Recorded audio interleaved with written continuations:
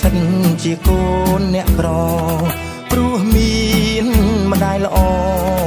អប់រំទូមានប្រដៅរៀនមិនបានខ្ពស់តែក៏មិនដល់ថ្នាក់ងងផ្លូវអ្នកក្រស្បែកខ្មៅតស៊ូជំនះវាសនាពុកតែងប្រាំកូនឲ្យខំរៀនតាំងចិត្តក្លាហានខំរៀនដើម្បីគ្រួសារទោះបីលំបាក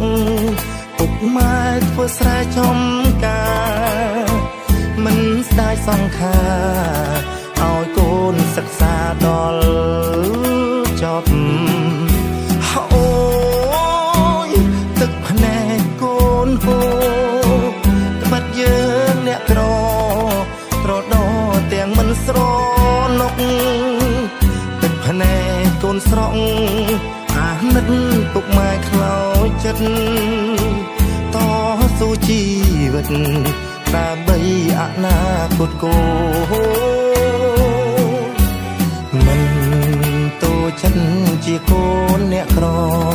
ទោះគ្មានអ្វីល្អបវរដូចគេអ្នកមានផិនខំធ្វើស្រែជួយពុកជួយម៉ែលហើយប្រានសងគុណខំរៀនជាស្ពានទឹកភ្នែកកូនអ្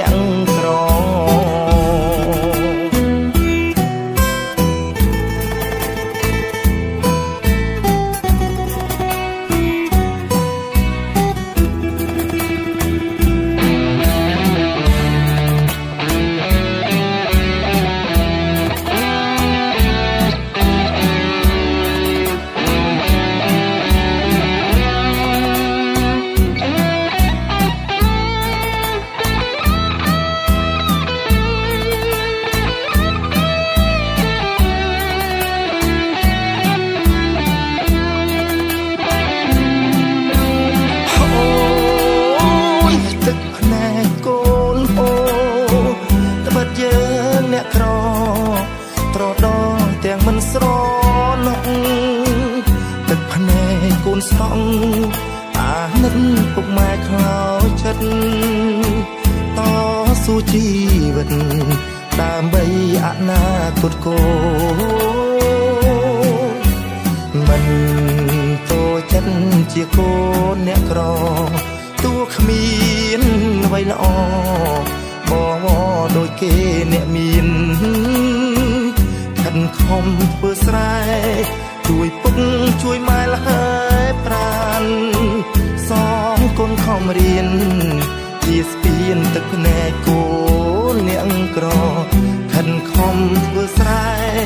ជួយពុកជួយម៉ែលហើយប្រានស